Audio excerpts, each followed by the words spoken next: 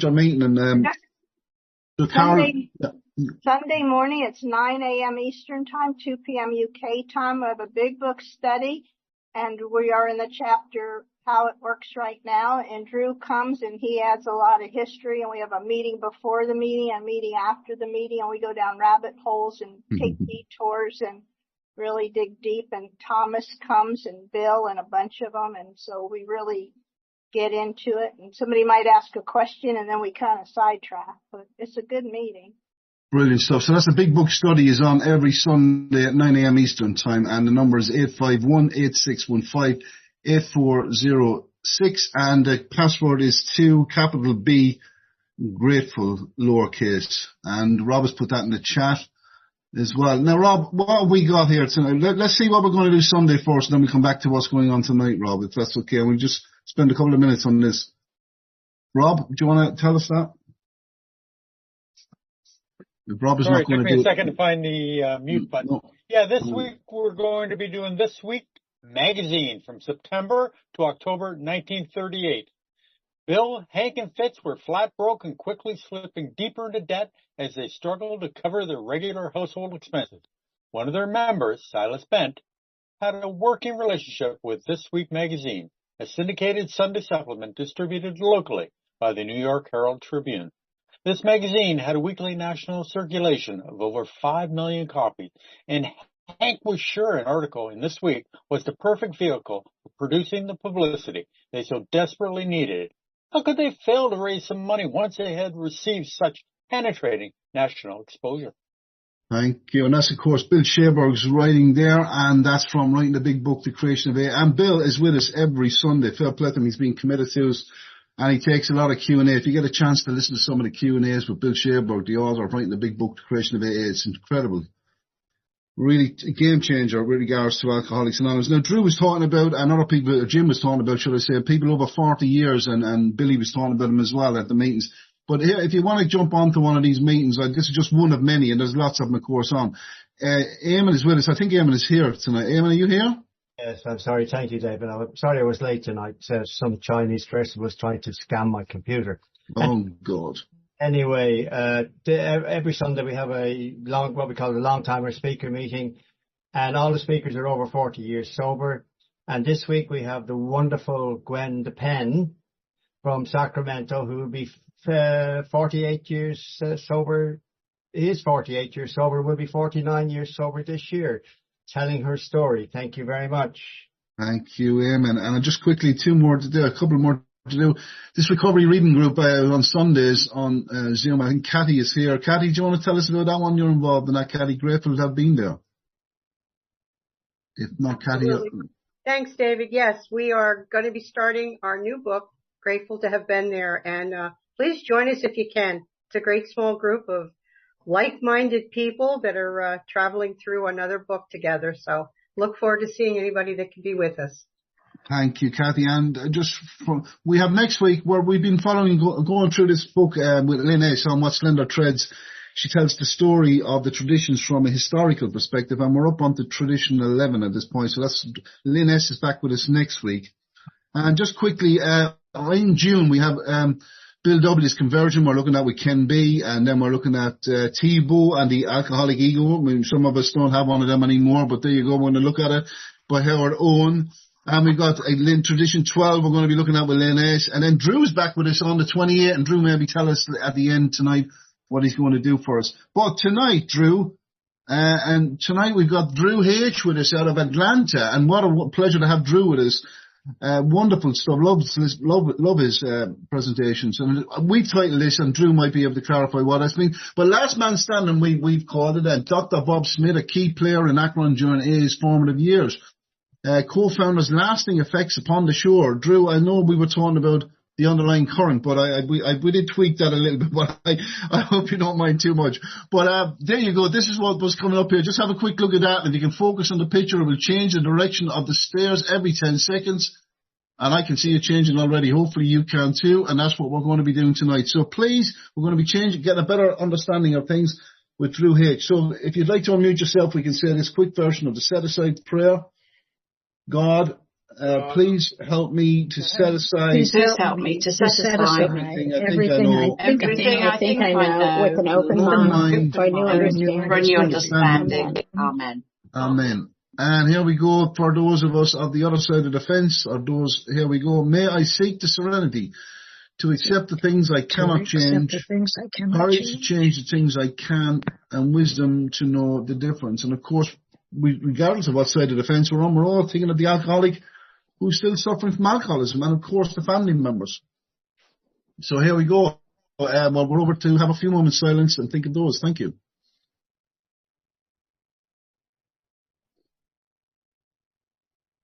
And without further ado, it's great to turn the meeting over to Drew Hitch. All right. Thanks, David.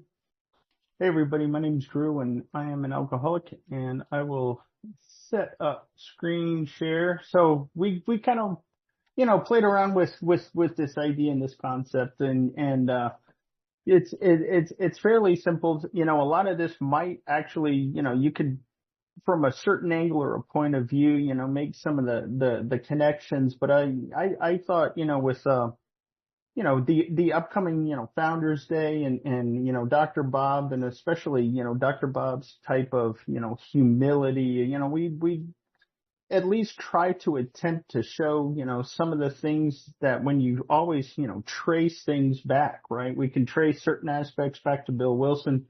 We could trace certain aspects back to Hank Parkhurst, and we can trace things to, Cleveland. We can trace things through, Clarence Snyder, but, at least for a lot of this stuff, a lot of that stuff actually goes, back to, Dr. Bob. And, this is going to be a total work in progress. And, I have no idea how long it actually is. So it's still kind of under construction, and it probably will be for a long time because there's just, so much.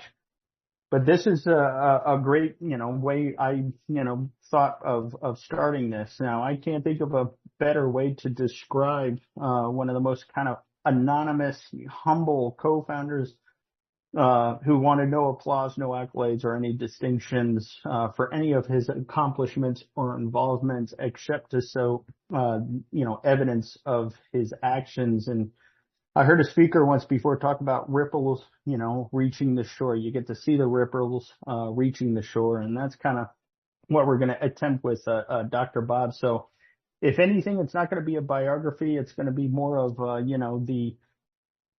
the causality of Dr. Bob. And, a lot of this is, kind of, it's take with a, grain of salt or even, just maybe cheating a little bit, but, things that date back to, all Dr. Bob and his early mentality and his early, teachings, primarily success.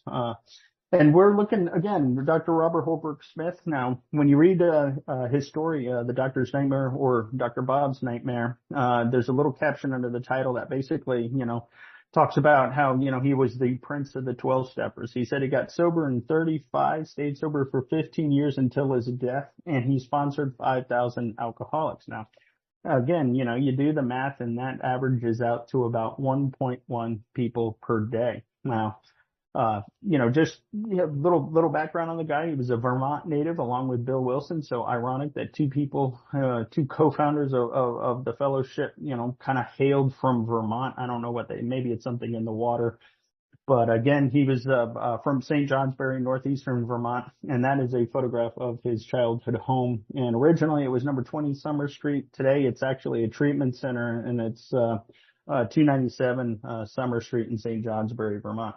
Now, his mother was a pretty above and beyond woman for the time frame.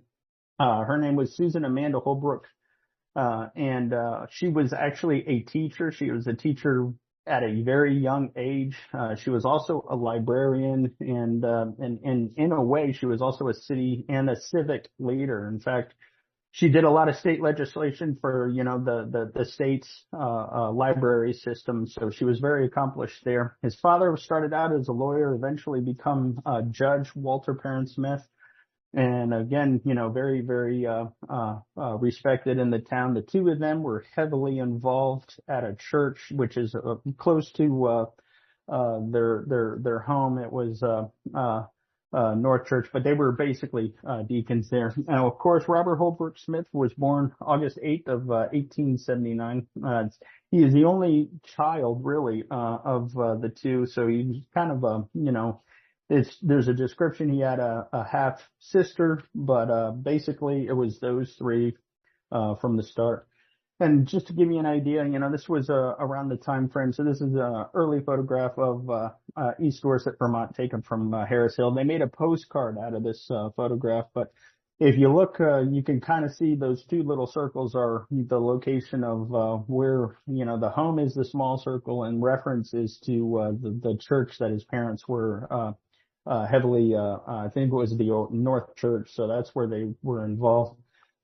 Now, as for schooling, he stayed in Vermont pretty much the whole time. He enters St. Johnsbury Academy at the age of 15. Again, pretty close. This is, it's not like this now. It's totally different, but this was also within walking distance. His entire school was in this small little area until, of course, he graduated and moved from there. But basically, everything takes place in St. Johnsbury, Vermont. And also, this is just a photograph of all the younger generation, I think, of the town. And this was the front stoop of that church. And you can easily see, just give it some scale. There's Dr. Bob off to the side. And what's really interesting, and, again, you can read into this, but,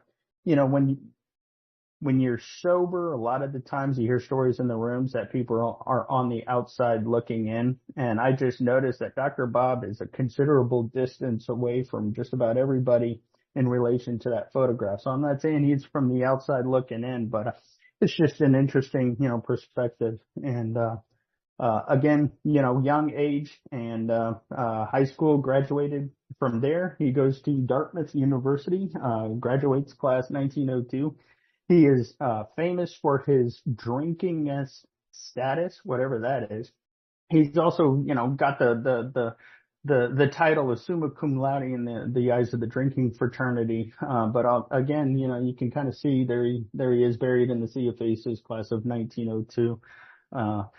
From there, he took a little time off. He did some work and then applied to medical school in 1905, got into Michigan pre-med. And long story short, that didn't work out. Drinking caught up with him, kind of the way it does, like in Bill's story, drinking caught up with me. And, but with him, instead of, he took some time off, but on returning, he passed his exams and everything, but they basically, said that, you gotta go. This is just not working out, basically. Long story short, cause I'm trying to, get somewhat through this. So long story, he went to, Michigan for 2 years. And, when he was asked to leave, he immediately transferred here. So now he's in Chicago. This is Rush Medical, College. And of course, this was where he, ended up staying. Ironic. It's, also in Chicago, and gives some reference to Ann Smith. She actually is living in Chicago. She's teaching school right up the street from there. In fact, there's a little guy that you see walking the street. If you go down that block and hang a left and jump in a car or a trolley and travel about 15 minutes, you'll eventually come to Maple Avenue, and that's where or Maple Street. I think it's Maple Avenue. That's where Ann Smith lives. But just a nerd factor, fun fact, Rush Medical College is actually named after Dr. Benjamin Rush, who was the godfather of addiction theories, publishing several pieces, but one in 1796 where he basically calls this odious disease for that name it should be called. So I thought that was a pretty interesting, kind of point of origin for that aspect. But so Dr. Bob is here. He's at Rush. Again, still drinking. Now he made it to graduation. This is it says, class of 1909. Now in reality, it was really 1910. He had to take a couple of semesters bone dry, so he white knuckled it, and once he did that, he was able to graduate. And but he did make the picture at least for this. So he got the Rush Medical College, University of Chicago class of 1909. And another thing to just kind of give him a plug. We are, looking at, he had this thing for cars. He loved fast cars, and this is just an early, photograph of again, one of his passions. So just kind of, this is the type of person that we are looking at. Now, from college, he actually got a 2-year residency at Akron City Hospital. We're looking at the year of 1910 to 1912. And of course, there's Dr. Bob with some of the other interns. There's a great book on 100 years of Akron City Hospital, and all of that description can be found in there. But what's really interesting is, when you dig a little more, you find out, when you think of a hospital, you think of a hospital, right? Well, Akron City Hospital is not what I thought. In fact, it is really, really tiny. In fact, that's it basically. So this was a small hospital. Now, just to give you an idea, when we hear Dr. Bob and Bill, approaching, Bill Dotson, or, patients coming in, and interceding, that was the ward that they were talking about. So this was one of 4 wards that was inside Akron City Hospital. There were 2 men's wards, there were 2 women's wards. And this is where, after Bill and Bob got together, it's described that they looked for other alcoholics. Dr. Bob called Mrs. Hall, asked if they had any drunks. She said, "Yes, you're in luck. We definitely have one. His name's Bill D." And of course, Dr. Bob asked if he would be placed in a private room. So that was, again, just one of the open wards. And you can see some of the rooms in the back. Some of those are for visitation, maybe even some of the private, areas. But again, tiny footprint. This is basically the blueprint of that hospital. So that was it. So when I think of a hospital, it is not a major hospital. It is it's just a tiny, 4-story little setup. And of course you can see, the 2 men's wards and the 2 women's wards on the 1st and 2nd floor, and, all the amenities. But what's interesting is if you walk into, the front door on the 1st floor, you're basically at that stairwell. And I just like showing these, photographs because, every now and then you can just imagine, Dr. Bob either walking down the stairs or, going from one side of the ward to the other. Pretty interesting. It gives it just a little more, depth and weight with, Akron City Hospital. That's also pretty much the main, center point. So it's not a huge, hospital. It's just a photograph of the reception room. I always imagine, family members coming in and sitting there. So you can imagine, when Bill and Bob were talking with Bill Dotson, maybe Henrietta Dotson was sitting in here just wondering what was going on in the back, and, the possibility of hope.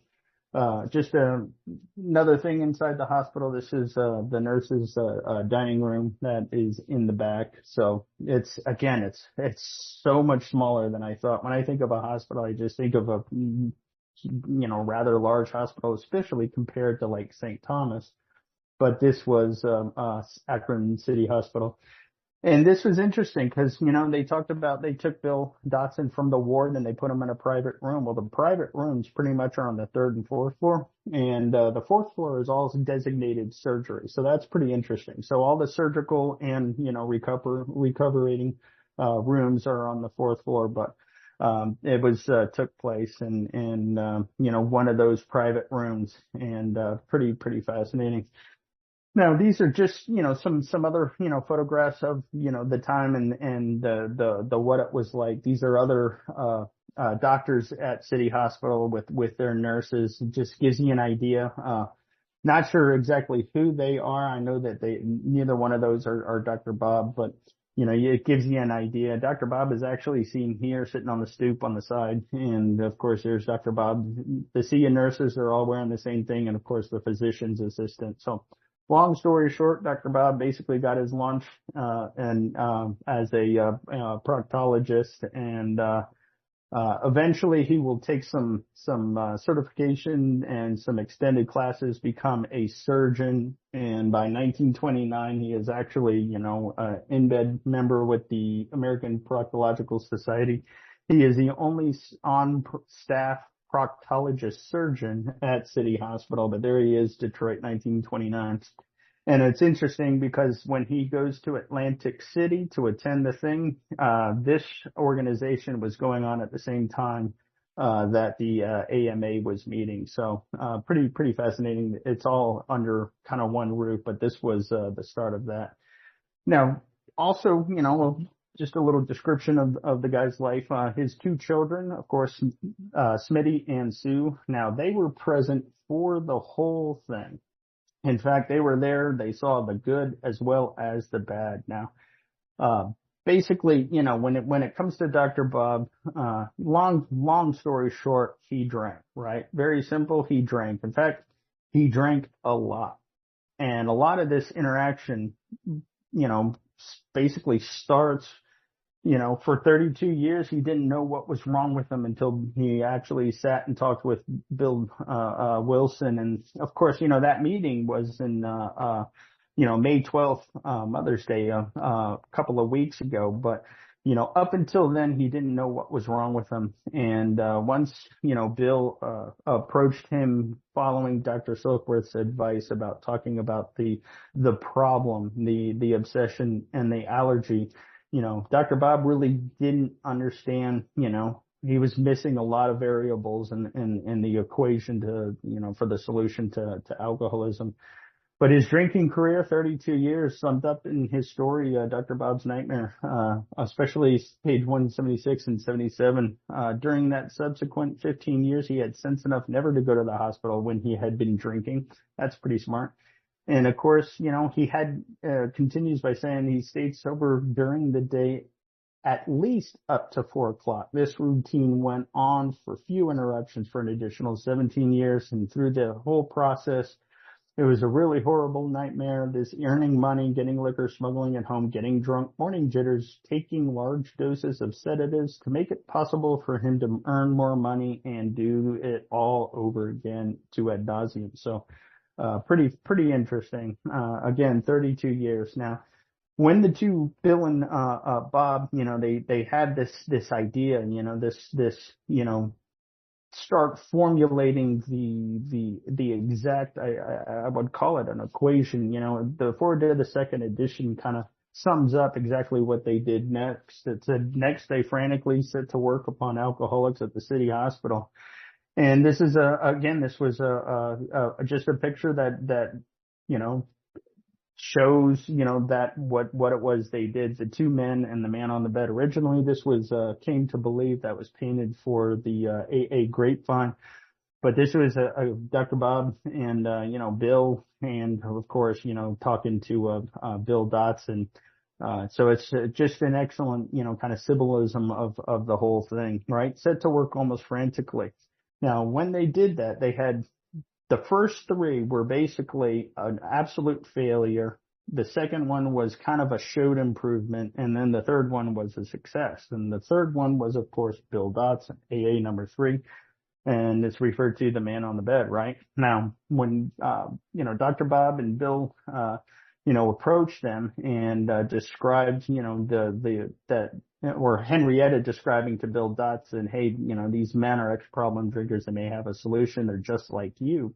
There was hope there. And afterwards, a little, give and take, between, the 3 gentlemen. And, from, July 4th, 1935, he was released from the hospital a free man. Now, the interesting thing is he and his wife did not go back to the hotel, did not, go home and get situated. They basically went to an Oxford group, meeting at T. Henry and Clarice Williams' house. And think of that as kind of AA group number 1. So AA group number 1 in the home of T. Henry and Clarice Williams' house, and Bill Dotson and Dr. Bob, as well as, Bill W. and several other folks were there. But again, things are starting to work now. As Bill, goes back to New York, Dr. Bob stays in Akron, and there's just, to round out the 1935 year, you have AA number 3, Bill Dotson, you have AA number 4, Ernie Galbraith,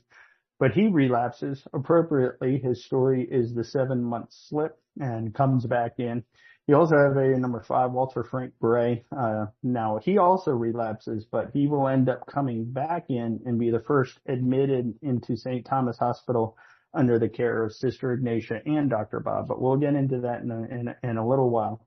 There was also Philip Murray Smith, AA number 6. He was considered the first judicial case as a candidate for this alcoholic treatment, and of course, that whole process was interceded by Dr. Bob, and it went from there. Now, this process that they had, again, kind of going back to, an Oxford group mentality, there was definitely an astute following for that practice. We know that the Oxford group started making their appearance in Akron around January 1933. There was a photograph of the Oxford group coming to Akron with, Walter Tongue shaking Frank Buckman's hand, welcoming the Oxford group 29 strong to Akron, Ohio. And seen here is 2 other mentions, so they definitely kept coming back to Akron. The one on the left is the February 11th, 1934 Mayflower Hotel Oxford group, and the headline is on the right is October 14th, 1934. So this is where Dr. Bob, now we not exactly sure when Dr. Bob started attending these meetings, but he was definitely involved at some point with his wife and the group at T. Henry and Clarice Williams' house. But Anne was there pretty much from the start. And of course, this was just an interesting thing that's on display at the Brown University archives for the Smith collection. And this was one of the, it appears that this was a handout from the Oxford Group house party in 1933. It looks like the woman was Eleanor Ford, and of course there's a connection there with Bud Firestone and Jim Newton. The reason why they are in the Oxford Group is in Akron. Long story on that one, but for this entire thing, just to give you an idea, again, this is just some interesting information. We take that, we blow that up. One of the things they talk about is the foundation of this philosophy, but right underneath that is, of course, helping people. Now, keep this in mind because this is going to be one of Dr. Bob's strong points. It's kind of like, where is the point of origin? And it was around this time, right? He took the Hippocratic Oath. He's a physician, so he's helping people, but now he's really kind of going to be in a position to take it to a next level. Anne's notes on this was communication, confession, and surrender, major aspects. Other notes are the surrender being sage for something daily and a daily experience, and it's pretty interesting. The language is also pretty fascinating, and it kind of, resembles what it is we do today. But again, this was 1933. Inspiration and intelligent sympathy in a situation they cannot meet is of no help. It is misapplied in apparition that ends in sloppy emotion. Praying with people, quoting the scripture, explaining the plan of salvation does not lead to a changed life. Pretty fascinating. It says the real need is an intelligent interviewer between two people under the guidance of the Holy Spirit or a God of our understanding, leading to a personally conducted tour through the whole plan of salvation. So it's again, it's like what we were talking about. It's knee to knee, it's eye to eye, and it's getting down and that personal level, and that's one of the things that Dr. Bob takes it, centers everything around. Other aspects, we're not going to go over this whole document because we'll be here till next week. But again, just little highlights. The Holy Spirit will give you the language, talking about, guidance. Yes, I am getting out of this what you were trying to get out of a cocktail glass without having a headache the next day. Interesting that they use that. Carl Jung talks about, the spiritual experience and the effects by alcohol is kind of the same thing, spiritus, but of course they're drinking a spiritual experience in short. Other things again behind general need or particular moral need, general surrender will focus on one point, and basically what do you pray for? And see if this sounds familiar. Oh Lord, manage me, for I cannot manage myself. Now these are just notes that Ann Smith has. Also reference to guidance and restitution down there. There's also a Bible verse from the book of John, which she penned in. But again, that one note where it says you will do 3 hours work in 2 hours if you live under guidance. I thought that was an interesting description. And notes, Ann Smith notes continue. This was just another interesting, these are the 5 C's. Now the 5 C's actually, were pulled kind of from this book, Soul Surgery by Harold Walter in 1919, Oxford Group, and goes from there. And of course, those 5 C's are confidence, confession, conviction, conversion, and continuance. But it's how it's described. And of course, these are all Ann Smith's notes. It says, we need to make friends with people first. How about this for an approach?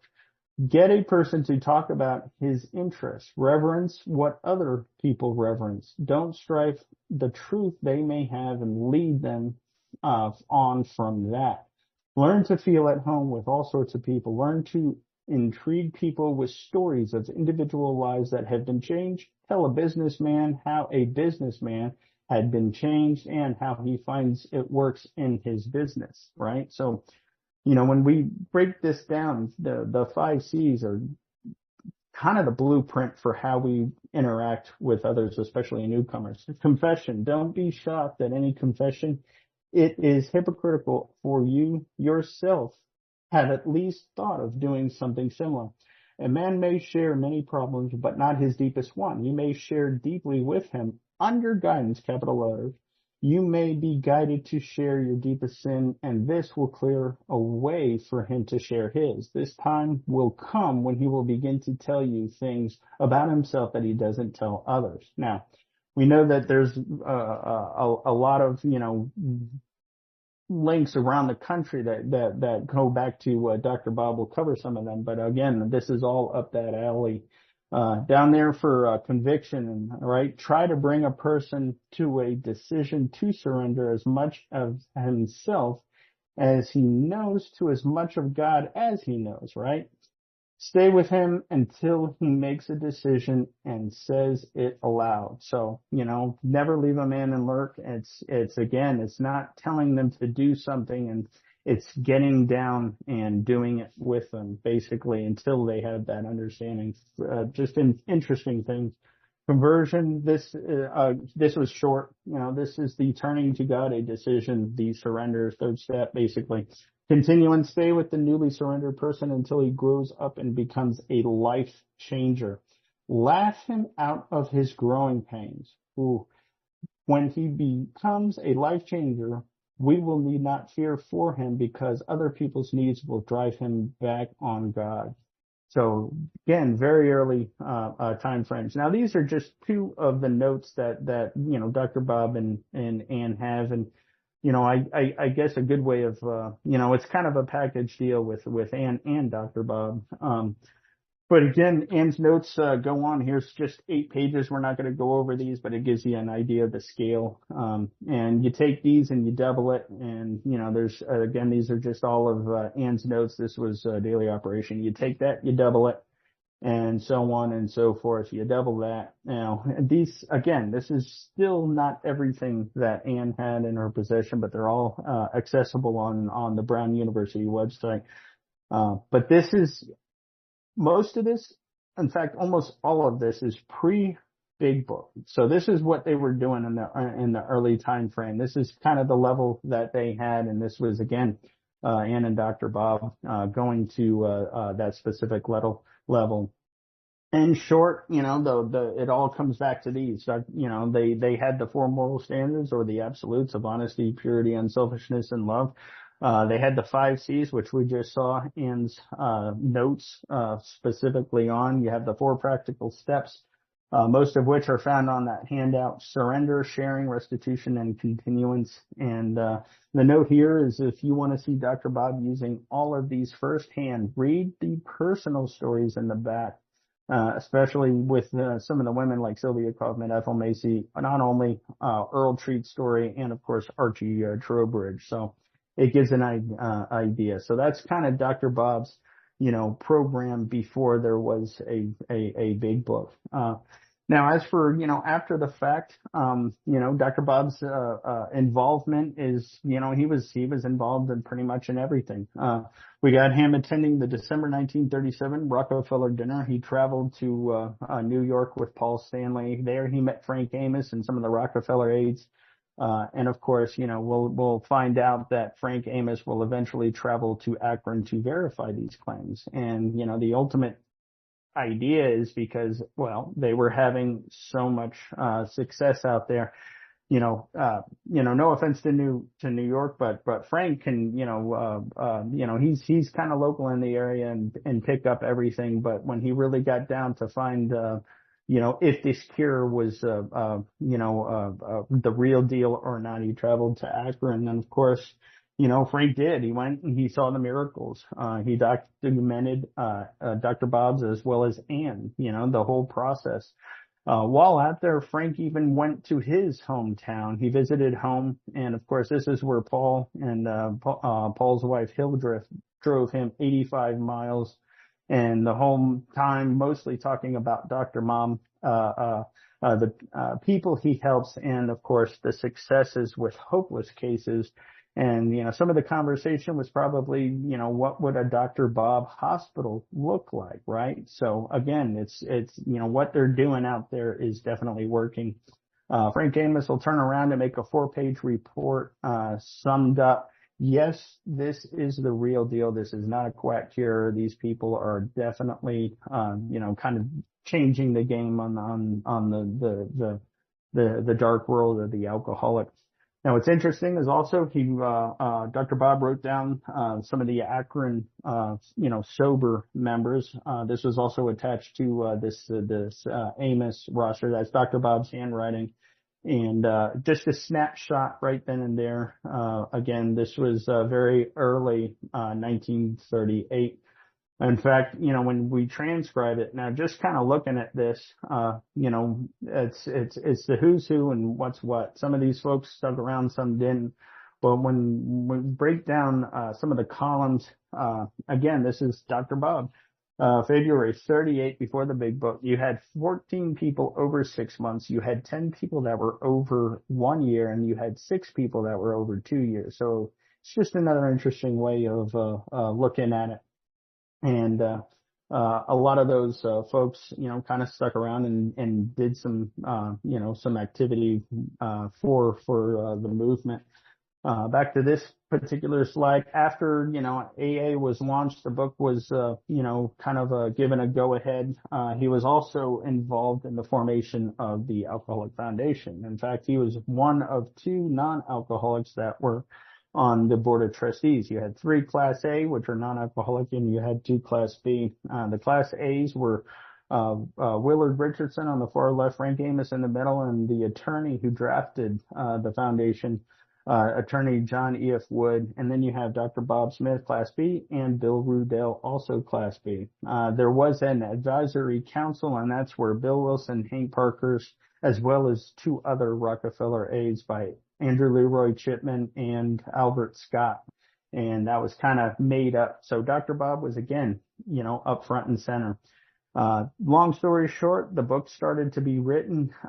It was mostly, New York. And again, the small interaction with, Dr. Bob at that time. But keep in mind, Dr. Bob was working with folks, and, to give it just some scale when it came down to, some of the stories, again, there's, a give and take there, but, the stories start to accumulate, and, the people who were sober with substantial time and, kind of started at least that process. Dr. Bob's daughter, Smoob, practicing her typing, typed it. It was edited by, another gentleman out in the West, Jim Scott. He was editing. And what's interesting is, again, that's the typewriter where most of the stories were written. Appropriately on the carriage is the story 7 Months Slip. That is Ernie G's story, and the reason, again, that's his typewriter. So it gives you some scale. Now, knowing that, when we look at all the stories, again, just puts this into perspective. We have all the stories for the original manuscript, especially the ones that are left out on standby for the first edition. Now, when you add all those up, you have 21 stories from Akron and Cleveland. And of course, Dr. Bob kind of being the center and branching out. Sponsees are sponsoring, and those sponsees will end up sponsoring. And of course, it turns into that change. 13 of the stories are New York, and Bill. So again, very, very interesting to see how that, was placed, including, the 2 non-alcoholic stories. One was Marie Bray, which was Walter Frank Bray's wife, who was, admitted in the St. Thomas Hospital. She wrote the story An Alcoholic's Wife, and Ruth Hawk, who ghost wrote the Pat Cooper story, Alone Endeavor. So again, just an interesting thing. It's not an Akron versus New York thing, but again, when you look at it like that, it's you just see that there's a lot of people getting these things over. You also kind of continuing, we're looking at the story of Dr. Bob and Sister Ignatia, right? They basically, Dr. Bob approaches Sister Ignatia about the problem with getting alcoholics medical care, and he asks Sister Ignatia if in short she would take one. And long story short, she talks to the powers that be, and they decided to give it a shot. There was an alcoholic board started at St. Thomas Hospital. Now the thing is again, it was all based around an AA sponsor bringing the new patient in, right? The new patient would come in, they would write down the patient's name and the sponsor's name, and they'd start about a 5-day process. In that whole description, it started off like in, the flower room, then it went to a 2-bedroom, then a 4-bedroom, and eventually they basically turned a small accident ward. They put 18 beds in with all the amenities, including a coffee shop. But again, it was all centered around this concept in Akron with, AA members coming in working with the alcoholics. And you can kind of see some of the AA members, they're all in coat and ties, and the patients are definitely in the robes. Again, same thing here. The entire model of treating alcoholics from Sister Ignatia, specifically describing, was based off of Dr. Bob's tried and true method from his trial and error period. It was very successful, and jumping ahead about 10 years, including after Dr. Bob's passing, but it was so successful that they copied it in Cleveland, and they did the same thing. They transferred Sister Ignatia with all that experience over to St. Vincent's Charity Hospital and started an alcoholic ward there, almost exactly like the one in St. Thomas. And what's interesting is, at least in this photograph on this alcoholic ward, you see the chairs at the end of the beds. Those are specifically for AA members to come in and work with, the man who was, of course, still sick. And it was very successful. When it came to naming it, it was called Rosary Hall. This, again, posthumous for Dr. Bob. This was 1952, and after transfer, she needed to name it. She wanted to call it, or name it after Dr. Bob, and the hospital said, no, we can't, because he is not Catholic. So I love how Sister Ignatia thinks. So she decided to call it Rosary Hall Solarium. And of course, those are Dr. Bob's initials, RHS, Robert Holbrook Smith, Rosary Hall Solarium. So that's the kind of person we're looking at here, Sister Ignatia. Now, the result, Sister Ignatia was the first Catholic representative to embrace the AA movement. And of course, this was Sister Ignatia working with Dr. Bob. She saw the miracles firsthand, noting that those AAs were always so well dressed. And since Dr. Bob had been treating them, they didn't even know that drunks were in the hospital. It was a model that has been since duplicated not only all over Ohio, but eventually, all over the country and in the world. And I really wish we had a picture of Dr. Bob and Sister Ignatia together, kind of maybe doing a thumbs high, but, again, that is on the unicorn list. But what we do know is, people walk that, out of the hospital a free man. Take hope, all ye who leave here. And that's exactly what they did. And, people will add certain, traits onto the alcoholic experience. In Sister Ignatia's, situation, she added things like, she would give them the Sacred Heart pendant. She would give them a book following, the Following of Christ by Thomas Kempis, to people leaving the hospital. So you can see how, a core thing can actually grow through the years. And of course, that's a relatively recent meeting schedule of St. Vincent's Hospital, Rosary Hall, and of course the AA meeting schedule. But it's just an interesting thing. Some examples of that is Mr. Tolliver, May 8th, 1947, was given a sign. She signed a book to him. He was one of the first African American. He sponsored an incredible amount of people, started a lot of recovery. He got his book May 8th, 1947. The other one, again, going back to the original, when Bill first met Dr. Bob, they had a failure, they had a showed improvement, and they had a success. Well, this is the showed improvement. His name was Edgar Riley. They called him Eddie R. or Ed R. And that's his signed book from Sister Ignatia, August 9th, 1948. And that's actually when he got sober. When he showed up at Dr. Bob's funeral, he had about a year's sobriety. He was a member of I forget exactly what town, but it was in Ohio.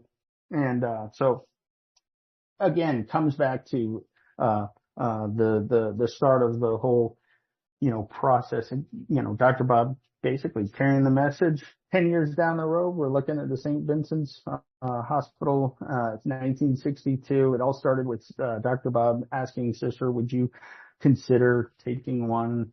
And of course, it just branched from there. Again, this was the 10th anniversary. And again, just one of those things. And Sister Ignatia is standing in front, and you can tell by the flowers. So just an interesting description. Now, Dr. Bob's sponsorship brought AA, to the following cities. So when we, follow the breadcrumbs. Now, in the forward to the second edition, the first AA group number 3 was, of course, Cleveland. And book says it was 1937, but really it was May 10th, 1939, and it was at the home of Abby Goldrich's house. His story was, thought he could drink like a gentleman. His sponsor was Clarence Snyder, the home brewmeister, and of course, Clarence Snyder at that time, remember, 1939 was Dr. Bob. So again, you can kind of see how all this starts to unfold. And from there, again, it continued to grow. Now, these folks will take the ball and run with it, but it branches back. Cleveland was so successful, short time it's described, about 6 months later they had a split and the Borton group was formed, and it had approximately 60 members. So whatever they're doing, it is working. And again, this is a later photograph with Bill in it.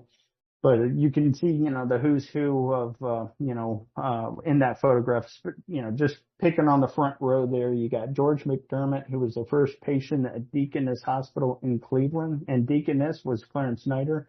You have Lloyd Tate. His story was a Rolling Stone. He's also the other affliction described in the traditions. What would the master do? You got Dick Stanley, the car smasher. You have Jack Darrow, who happened to be the experiment from the Rockefeller folks to see if this cure worked or not. You can imagine that, interaction.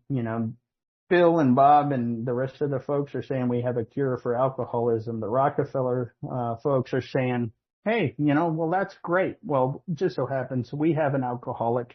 Get him sober. And again, it goes from there. So you can see Bill and Dr. Bob kind of taking a big gulp and, doing what they need to do to get him sober. Will it work? Long story short, Jack Darrow right there. And of course, Abby Goldrich at the far end. And his story was, thought he could drink like a gentleman. Another just noteworthy individual, that's Warren Chisholm standing on the far left. But from there, again, this is, from 1939 early. So this is October. This is about 6 months after the Jack Alexander newspaper article, not 6 months, but several months later, October 22nd, described as the first kind of gathering of the dinner in Cleveland, October 900 people attended the anniversary dinner, paying tribute to the New York stockbroker and Akron physician, of course, who started Alcoholics Anonymous, stating that Akron now has 16 groups in northern Ohio. So excellent, snapshot of this situation. In Cleveland has 18 units with, of course, 1,400 members, meeting weekly. And, just another, snapshot as AA as a whole around the country had 6,000 members. So in the forward to the second, it talks about our membership went from 2,000 to 8,000. Well, this is what it looked like and kind of describes what, Ohio, was basically doing. Now, watching the ripples that Dr. Bob began through carrying his message reach distant shores, places like Evansville, Indiana. J.D. Holmes gained sobriety in Akron with, of course, the early AA member, September 36. The IMS roster had him at 10 months. He was counted at AA number 8, ? Not entirely positive on that. That's just what it was described as. And of course, he went back home to Evansville, Indiana. Now, he was taught a certain thing to do, and when he got back to Evansville, he's describing as an avid 12-stepper. Sounds familiar. In fact, he says, quote, he used to carry 3 or 4 books in his car. If they didn't have any books at a particular group, I would give them one or some pamphlets. So he always went prepared.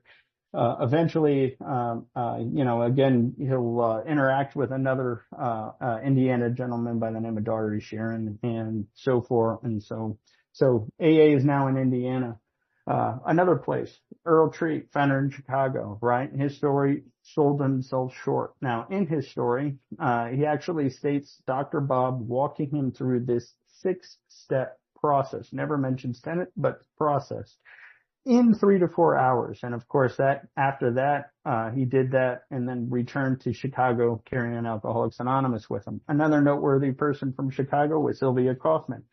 It's described that she first went to Dr. Bob. Dr. Bob was, had a thing for maybe not intermingling women with men, and of course, the little dovetail for Sylvia Kaufman. She was a thing of beauty. In fact, she was one of the nation's first beauty reps. She was actually also stayed with Clarence Snyder, but Dorothy Snyder, Clarence's wife, was like, oh no. So eventually, long story short, Sylvia got sober and they put her in the care of Earl Treat, and Chicago AA has now 2 strong members.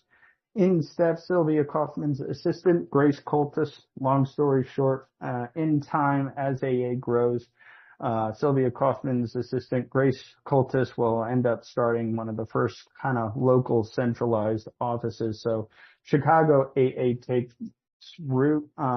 It changes from building to building, but on May 8th here at 127 North Dearborn Street, appropriately named the Unity Building. It was the first type of centralized local office. So, Chicago AA is now, up and running. Other things that branch off of Chicago AA, best example is going northward here to Chicago Travelers, a man by the name of Chan Foreman, and of course Bill Long, divinely snowed in. They went to Minneapolis, Minnesota in December 1940. There was a blizzard, so everything shut down. They were stranded, but they just so happened to have names of people who had written in for help. In fact, Chicago, they attended the University of Michigan Minnesota football game that was known as the Armistice Day Blizzard. They're interacting with a 12-step member. So Chan Foreman kind of has an attachment with Minnesota, and Bill Long has an interesting story because he's actually going to go south to the French Quarter in New Orleans, Louisiana, and basically, start some healthy AA and experience down there. But looking at Minnesota, it boils down to these 2 gentlemen. Barry Collins was wrote in, as well as Pat Cronin. They're considered the founders of AA in Minnesota.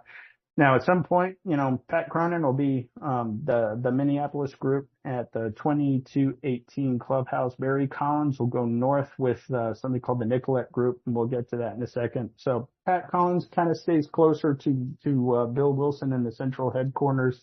They seem to have a kind of a close relationship, and the message is not watered down in any way, shape, or form, but AA starts to grow. So Pat Cronin and Bill Wilson kind of at least close.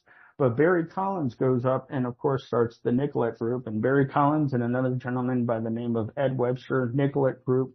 It was a split that happened in the early days in Minnesota. May have been a result of some friction there, but of course, what was famous about the Nicollet Group is basically you had to earn your chair. And what do I mean by that? Again, they just didn't let you in. You had to do some stuff. There were some hoops, traditions dealt with some of that thing, but this was before that. Some they had to do was, have the steps before actually doing the steps, and you had to do it with a sponsor, before you could attend. Now, again, was it harsh? Yes, but it worked, right? Comparable to what they did in the early 1936, 37-ish time frame of Akron. Now, reason why I'm picking on these two guys is basically because they're the ones that, their point of origin is the Little Red Book. So again, you follow the breadcrumbs and it goes all the way back to basically Dr. Bob. Now, it's described, did Dr. Bob have any manuscript or input into the Little Red Book as of 1946? And Ed Webster said in 1970 that in 46, my friend Barry C. Collins drove to Akron, Ohio, leaving the manuscript of the Little Red Book with Dr. Bob, who wrote shortly afterward that he thought the book would be most helpful to our members. And of course, when they sent him an actual book, he signed it, best wishes for continued success, Dr. Bob. What's also interesting is that this was the first book to come out after the publication of the big book. So this was meant to kind of close loopholes. It was called the 12 Steps Alcoholics Anonymous Program and Interpretation. And just a nerd note, Barry and Ed formed their own publishing company, kind of like the way Works did. They called it Barry Collins and Ed Webster, so Cole Webb Publishing, and of course the Little Red Book was born. They also again involved New York. This is actually the first printing, the third actual book as described to Bobby Berger, who was first printing third copy, sincerely Ed and Barry, August 1946.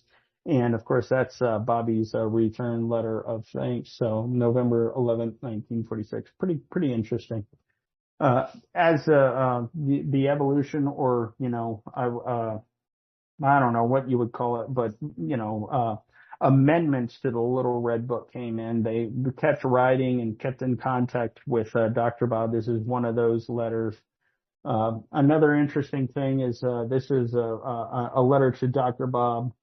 And it kind of describes what Dr. Bob was doing at the time. And this is just an interesting, description about, regarding the books. There is no charge. Barry gave Dr. Bob a pile of books of, I think, the third printing or the third edition. They are, of course, revised copies that were sent to you, more complete interpretations of the program, and were for your inspection and criticism, to be used as you see fit to handle them. Now, what's interesting is the next one. It says, Richie at Fort Lauderdale, Florida, ordered 50 books, which he has received since.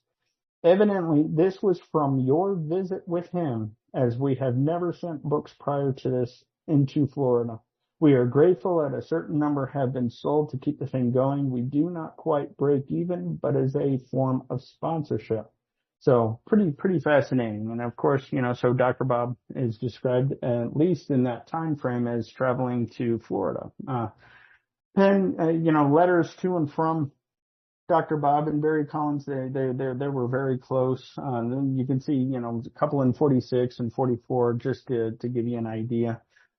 This is an interesting thing with Minneapolis. This is from Pat Cooper to Bobby Berger, describing, Again, Dr. Bob coming to Minneapolis to speak at the 2218 Clubhouse and the Nicollet Group, as well as attending a retreat at the Fish Trap Lakes with members from Chicago and Iowa. And what's again, that was 44, but this is an interesting, basically speaker meeting with Dr. Bob as a keynote speaker. Meet one of the original men who started it all, one of Dr. Bob Smith, pre-tradition, so you got first and last names. Interesting that Ray Harrison is there as well, but you can see Iowa City, April 14th, 1946, and all the places, Missouri, Nebraska, South Dakota, so everybody at least meet the gangs from that. The retreat at the Carefree Pines retreat was kind of documented. You can see a couple of photographs. You can see some of the wives. You can see Dr. Bob with some of the members. Several places. Again, Earl Treat and of course Ed Webster were there. So these are all taken. So this is kind of just an interesting thing. And, again, Dr. Bob making the trips, he did do this stuff. He did go out there. He did interact. He did carry the message. It wasn't just stayed in Akron. He did make the trips, and just more photographs of he and Ann at this, Carefree Pines, Minnesota in 1946. Several members seen here from Waterloo, Iowa, as well as Peoria, Illinois. So it's, again, Dr. Bob and Ann is sitting right behind him in that one. And, fishing trips, right? This is the Nicollet Group fishing, evidently Dr. Bob is pretty talented. Somebody had talked about doing some fly fishing. Well, you got something in common with Dr. Bob, but, again, just an interesting thing. Now, this is also a fun note. Ripples hitting the shore. This is from Winnipeg, Canada. This is Winnipeg writing to the Nicollet Group, saying, basically thanking as well as notifying the first birthday, November 1945. So, again, ripples hitting the shore. This is another interesting thing. And this was to Barry Collins from London. So this is the letter of, thanks for the Little Red Books, February 27th of 1952. But again, you can kind of see just ripples hitting the shore. Dr. Bob, Chicago, Minneapolis, from there, just the world all over the place. Now, it's also pretty fascinating. Again, there was a descriptive book on working the 12 steps, right? So we talked about the Little Red Book. But what about, other early printings? And of course, we're talking, bringing in the concept of these little pamphlets, like little trinkets, especially that describe in depth an interaction with a newcomer. So again, direct linkage, back to, Dr. Bob. This time we're heading due south. And this one starts in, Cleveland. This is Clarence Snyder again. Described as getting news of a gentleman by the name, a newspaper man by Larry Jewell, who was a candidate from Louis Seltzer, who was his boss at the time. Basically, we got a guy who's definitely a drunk and could use some help. And in 39, they approach Larry Jewell. Long story short, due to Larry Jewell's health, he could not stay in Cleveland, so they decided to send him south, and they put him on a train headed towards Houston. They gave him a big book. Now, somewhere on that train down, he read the book. He had some type of spiritual experience or psychic change. And of course, upon landing in Houston, he basically was like, I got to do something. He was a newspaper man. So he approaches the Houston Press, talks to one of the editors, Alan C. Bartlett, and after a 2-hour talk, persuades him to run a series of articles in the Houston Press. They ended up running 6 articles starting on January 31st of 1940, and it was all in the Houston Press by, of course, Larry Jewell seen there. And of course, that's just an interesting, those are those 6 articles, but it described in such, AA in such a way. Now keep in mind his travel route, right? So he originally came from Cleveland, and Cleveland came from Akron. Again, just putting some plugs on this. Now, Definitely, this is cheating a bit, but again, at the time, Clarence Snyder at the end of 1939 was following sponsorship of Dr. Bob's teachings. Now, they were definitely doing stuff their self, but again, following breadcrumbs. Well, it just so happened that Larry Jewell's 6 articles found their way into the first Alcoholic Foundation pamphlet. So, point of origin, right? The AA pamphlet was 33 pages long, originally had the intro to all of Larry's articles, plus a third article, or a third major article from William Duncan Silkworth. And of course, this became known as the New York Alcoholic Foundation pamphlet, but it's describing, it's written by a guy from Cleveland, talking about an editorial, the story of a way out for hopeless drinkers, seemingly allergic. So there's the problem, the obsession of the mind with the allergy to body. You have how it got started and gained speed, right?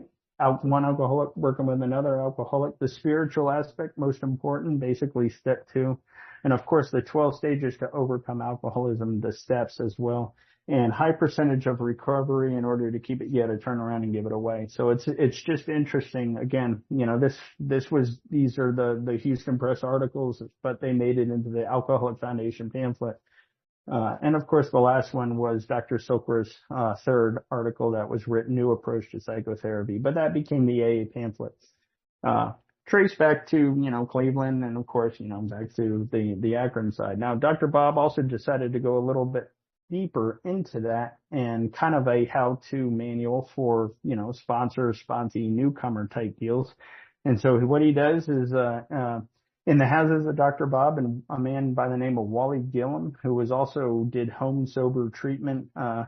Wally and his wife Annabelle, who is known as Peaches in Al-Anon literature, probably made an all-time record high for home treatment of rehabilitation of AA newcomers, and that's described on page 11 of AA Comes of Age.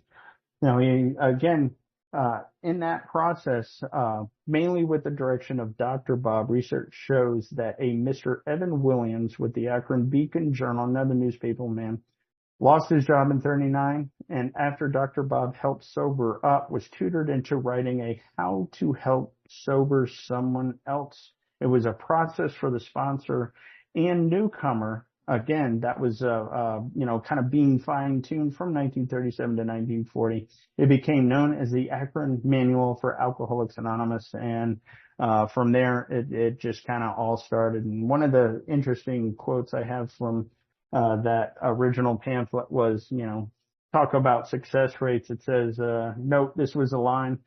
Alcoholics Anonymous is 100% effective for those who faithfully follow the rules. It is those who try to cut corners who find themselves back into their old drunken state. Again, that just sounds like something from that avenue. This guy, Bill Evan, Evan Williams, excuse me, ends up writing 3 more pamphlets that kind of been called, you could refer to them as the Trinity. The manual for Alcoholics Anonymous, the second reader for AA, spiritual milestones. There's a few extras, but again, when we compare them all, it's pretty thin, but it could be said in a way that all these pamphlets and from 40 to 42, had, influence, or at least a point of origin. Again, the chain, Dr. Bob sponsoring, so pretty interesting. Of course, the Guide to 12 Steps was another pamphlet, and we can't leave that before Absolutes because that was a singing grace for, Dr. Bob, especially in most of his later talks. Now, just to give you an interesting mentions, this is just an outside issue asking Dr. Bob for his opinion. This was the Research Council on Problems of Alcoholism.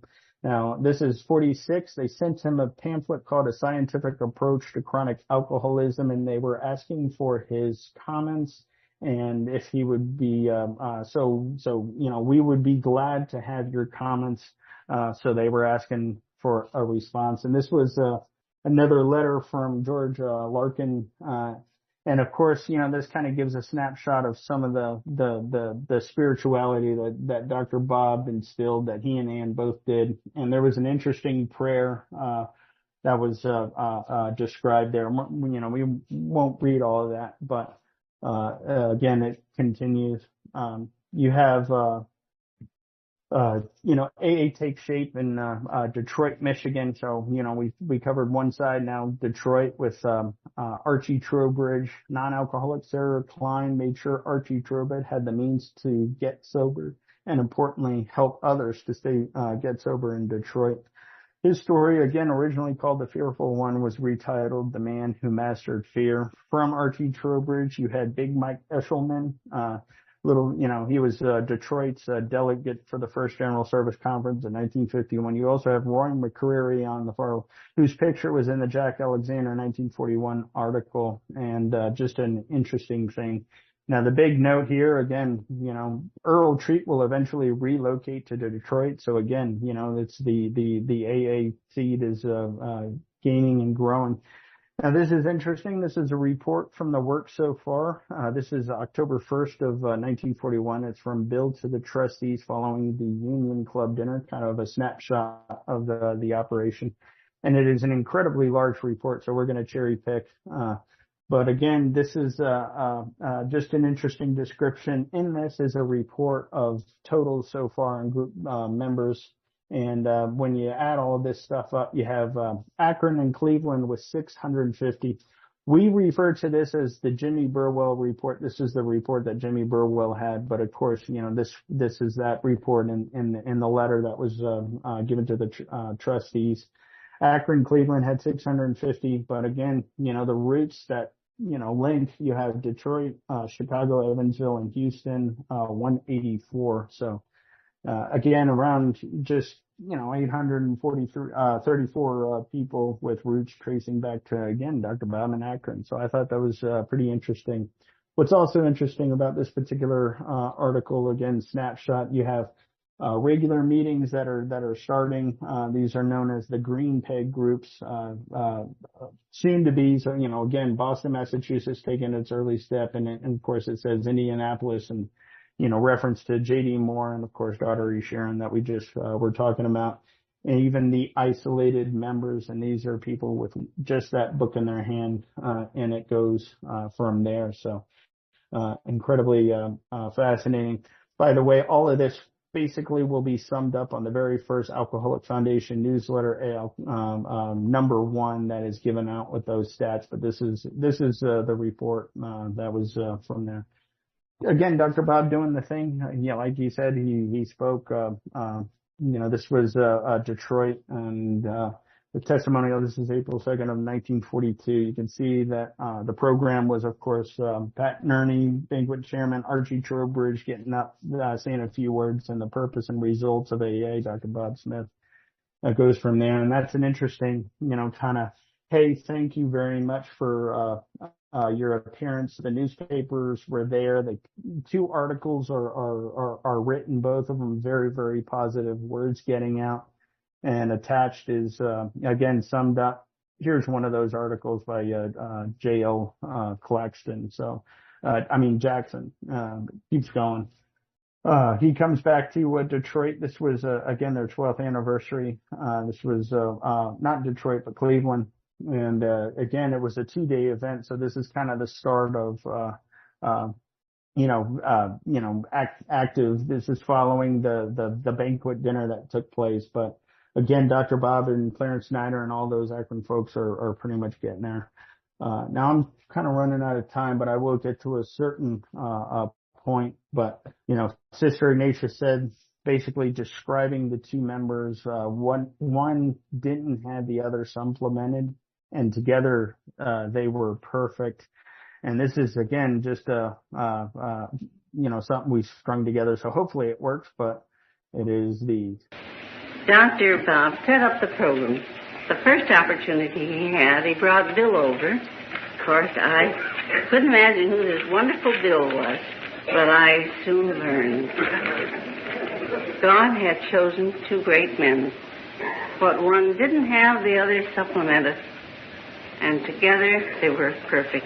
Had God picked out 2 great religious leaders, no one would have come near them, because the alcoholic doesn't want anything about religion or God, nor do we try to preach religion to them.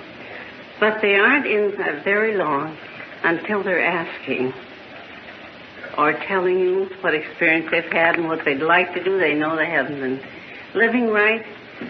And I feel that, as many of our nurses have said, the best sedative is peace of mind.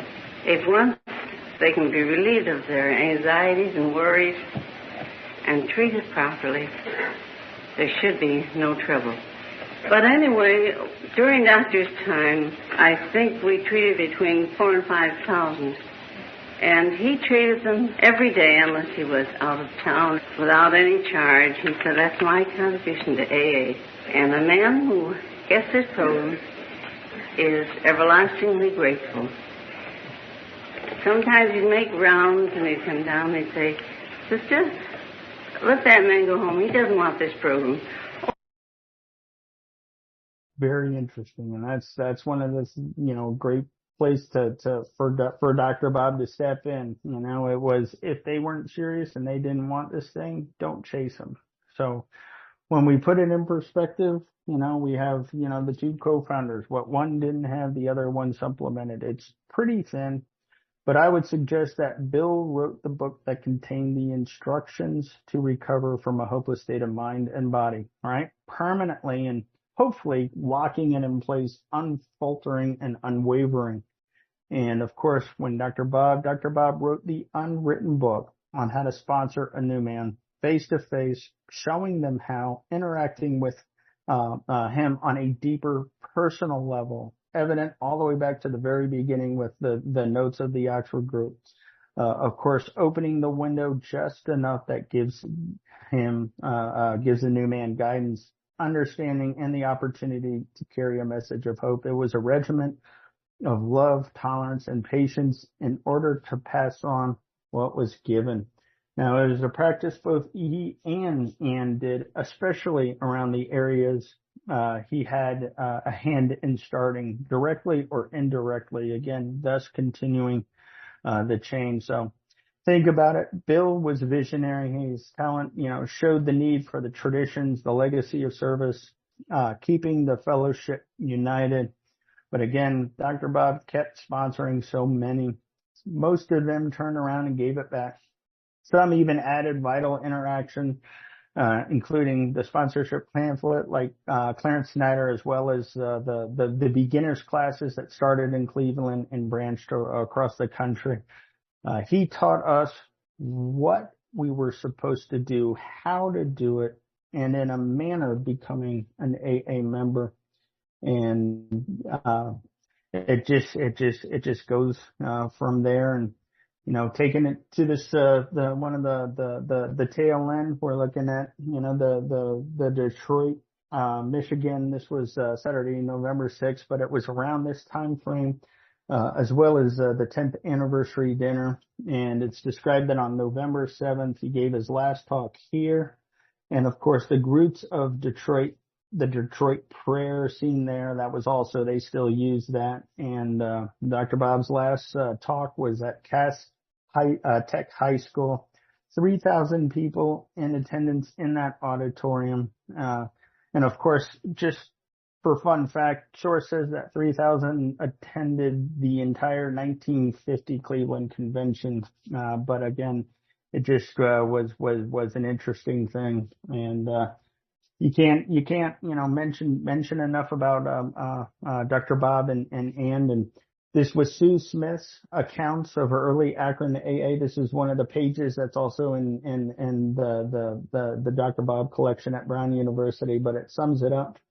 The group at T. Henry and Clarice Williams' house is described. You also have a description of 70 to 80 people being in Dr. Bob's house for 2 weeks when they broke away from the Oxford group. But my favorite is the third description at the King's School, December 1939. And it basically says they met in the auditorium, and that's kind of a map of the auditorium. So it's very interesting. But it said that Mother was in the last aisle seat where she could greet everyone. So she was manning the door. She was kind of the first greeter, I would imagine. And of course, Dad sat up near the podium, front row center. And it went from there. And I think that is a good place to stop. And David, I will hand it back to you, my friend. Wow, what a pleasure to have that done for us. Thank you, Drew. You can unmute everyone. I see you're all applauding there. Thank you very much, Drew. Fantastic. Great job. Thank you, Drew, so much. Brilliant. You are Drew. You never disappoint. Oh my gosh. Wow. Thank you very much, Drew. That was brilliant. Thank you. Wow. Thank you. We're going to have a Q&A with Drew. Thank you, Drew, for agreeing to do that. But Drew's back with us the end of next month, Drew. Is that right, I believe? Let me look at my flyer again. You're back at the end of next month for us, Drew. Let me just tell people to put that in their diary. I'm sure you've been busy, Drew, this last while, but Drew's with us on the 28th of next month. We haven't got a title for that, but I'm sure he'll come up and tell us what he's going to do soon. What else we want to do? We want to tell people about this meeting with speakers over 40 years. Eamon does that one every Sunday. You have Wendy out of Sacramento. She's coming up to 49 years recovery.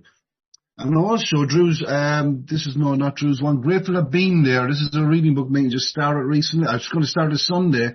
And it starts at 3 p.m. Pacific time. We ourselves are hosting Bill Sheberg's writing the big book, The Creation of AA, every Sunday. And we have the author with us. He reads along with us, and he also stays behind for some Q&A. This week we're on chapter 13 of a 31-chapter book. And we're on This Week magazine, and we're in September to October 1938. And maybe ask Drew about this. Was Dr. Bob considered a co-founder at this time? Drew, this is a question I would be posing to you in the 1930s.